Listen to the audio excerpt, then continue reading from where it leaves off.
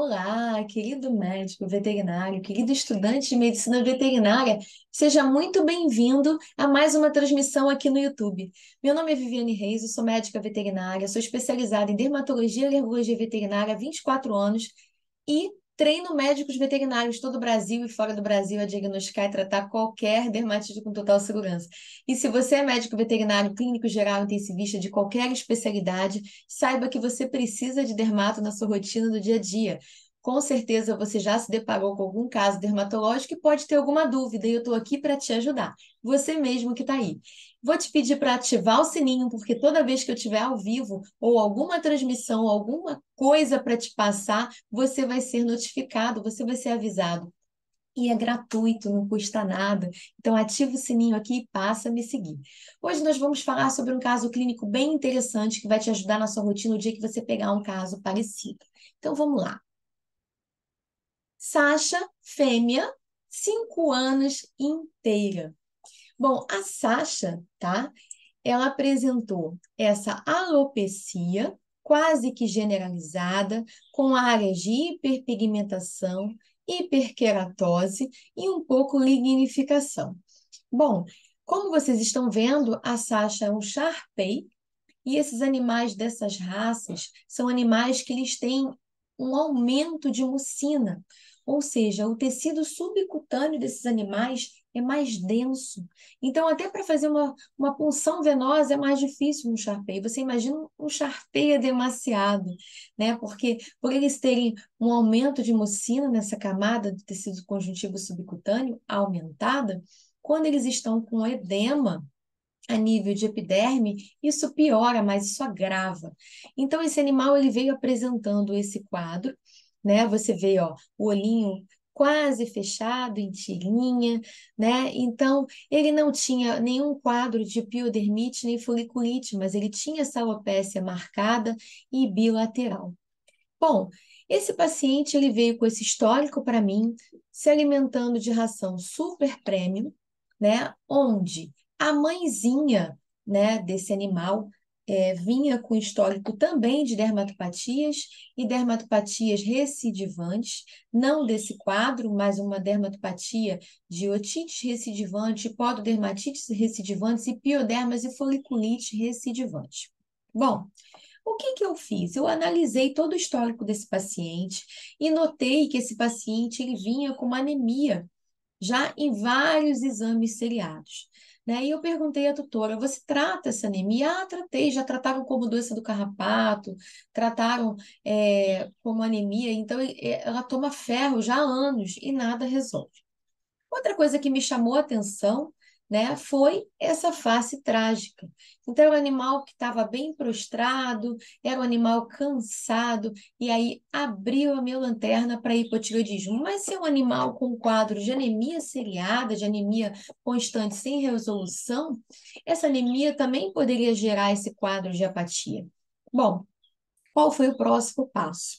Né? Eu pensando num quadro de hipotireoidismo, nós sabemos que o hipotireoidismo é uma desordem multissistêmica, onde diminui as taxas de hormônios tireoidianos no paciente, e por ser uma desordem multissistêmica, o paciente ele pode se apresentar bradicárdico, ele pode apresentar seborreia, que vai e volta, ele pode apresentar otites, pododermatites, piodermites, foliculite recidivante, ele pode apresentar também faces trágicas com mixedema, que é o aumento de mucopolissacarídeos em tecido subcutâneo, né, conjuntivo. Ele pode apresentar hipercolesterolemia. Então, eu dosei também, fiz um lipidograma desse paciente, onde eu avaliei que triglicérides, colesterol, né, e fosfatase alcalina também estavam todas elevadas. Bom, com esse quadro de HT e HB baixo, né, nós sabemos também que o hipotireoidismo ele também dá. Os hormônios tireoidianos são responsáveis pela síntese de eritropoetina, então os pacientes com hormônios baixos tireoidiano, com hipotireoidismo, são animais que também apresentam anemia seriada. Então eu comecei a abrir as gavetas do possível hipotireoidismo nesse paciente. Como era um paciente que apresentava essa alteração cutânea, eu coletei amostras também de pelo para exame tricográfico, onde eu vi que as hastes não estavam tonsuradas nem fraturadas, ou seja, esse animal não apresentava prurido iminente, apesar dessa falha, né? E esse animal também não apresentava nenhum quadro de dermatofitose, pois, porque na análise tricográfica, esse animal não apresentava esporos, nem fora a nível de cutícula, nem a nível de camada medular. Bom, aí, além disso, eu solicitei também um exame de T4 livre por diálise e o TSH. E aí, concluindo a minha suspeita diagnóstica, eu acertei. Realmente, o hormônio tiroidiano desse animal se encontrava o T4 0,02, sabendo que o valor de referência é de 0,8 a 2, e o TSH desse animal, apesar do hormônio tiroidiano estar bem baixo, o TSH se manteve normal. Então, nós precisamos sempre alinhar o TSH por quimiluminescência, o T4 livre por diálise por radioimunissaio, comparando em que fase esse animal pode estar com hipotireoidismo. Se é uma fase inicial, se é uma fase avançada. Se for uma fase avançada, nós vamos saber que o TSH vai estar alto e o hormônio tiroidiano, T4, vai estar baixo. Agora, se é uma fase inicial, o TSH ainda se mantém normal e o T4 baixo. E é o que a gente pegou. Bom, felizmente, depois que a gente fez essa dosagem, eu comecei a entrar com reposição, fiz uma hidratação nessa pele, né? Então, eu prescrevi shampoo à base de aveia coloidal com óleo de coco, com esferolites, da marca Virbac, fiz banhos a cada 5 dias, com hidratação com hidrapet, que tem óleo de macadâmia, entrei também com ômega 3 e queranon para ajudar na repilação do paciente e o hormônio tireoidiano na dose de 11 microgramas quilo BID. Com 40 dias de tratamento, esse animal começou a repilar e com 60 dias de tratamento, ele já estava assim, gente. O legal, quando a gente descobre que o animal tem hipotireoidismo, é a resposta à terapia. Você vê uma resposta absurda em torno de 30 a 60 dias de terapia com hormônio tireoidiano. Então, você sabe que você está no caminho certo. Se o animal tiver qualquer comorbidade, isso vai se resolver também. Então, no retorno desse paciente, quando o animal faz uso de hormônio tiroidiano, o que nós devemos fazer no retorno? Nós devemos pedir o T4 total 6 horas pós-levotiroxina, ou seja, se o animal toma levo de manhã e à noite, você vai pedir para ele tomar o hormônio da manhã, tipo 8 da manhã, e 6 horas após seria 2 da tarde, né? 6 com 8, 14. Então, 2 da tarde ele coleta o sangue para ter 4 total, 6 horas pós-levo, por RIA, ou seja, por radioimunissaio, para você ver como está essa dosagem. Se a dosagem tiver entre 25 e 45 nanogramas por decilitro, você acertou a dose. Então, ele tem que manter essa dose por bastante tempo e depois de 2, 3 meses você repete de novo para acompanhar. Estando tudo bem, você vai repetir a cada 6 meses, depois a cada 1 ano. Se ainda tiver baixo, né, o que que você vai fazer? Você vai aumentar aí 50 microgramas em cada dose que você der. Então, se você dá de 12 em 12 horas, você vai aumentar, você supondo que você dê 200, você vai aumentar para 250 de manhã e 250 à noite. E aí você vai acompanhando esse paciente até zerar. Além do T4 total pós-levo, nós também vamos acompanhar exames de sangue, ou seja, exame de sangue, claro, né? Nós vamos acompanhar o hemograma desse paciente para saber se o HT e o HB estão normalizando. Então, esse paciente com 40 dias, ele já deixou de ser anêmico, tá? E o colesterol também vai regulando. O legal é que quando a gente acerta no tratamento, né, o hormônio tiroidiano, por ser uma desordem multissistêmica, que ele vai atuar em várias áreas e órgãos do seu paciente, você regulando o hormônio vai dando conta dos órgãos. Então, a fosfatase desse animal melhorou, o lipidograma desse animal zerou, mesmo sem usar medicações para isso, mesmo sem fazer dieta específica.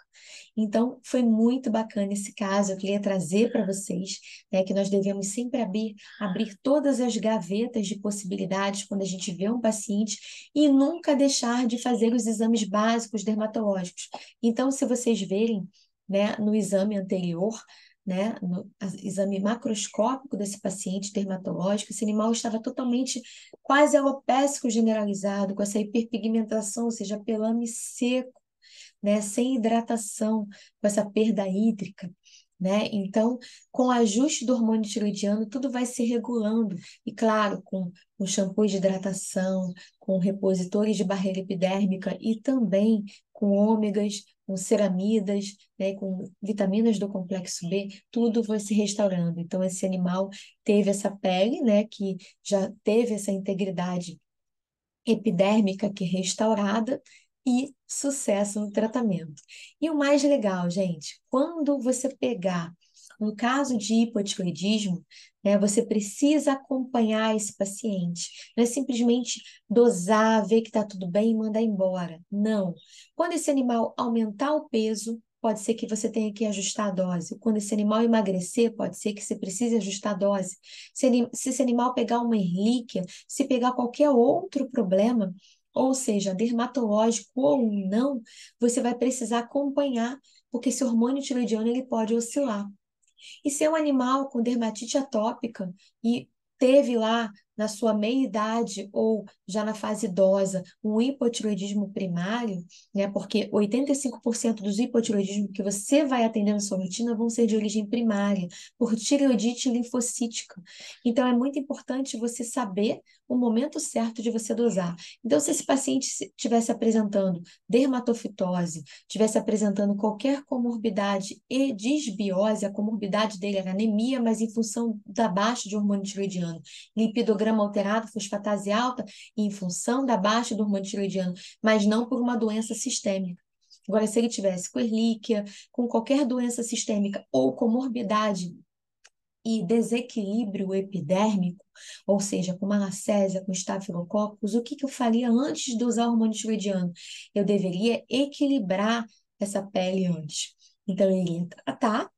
Depois que eu resolvesse esse problema, ou se ele tivesse com relíquia, eu ia tratar a relíquia, resolveu o problema, só ficou isso, aí sim você dosa o hormônio.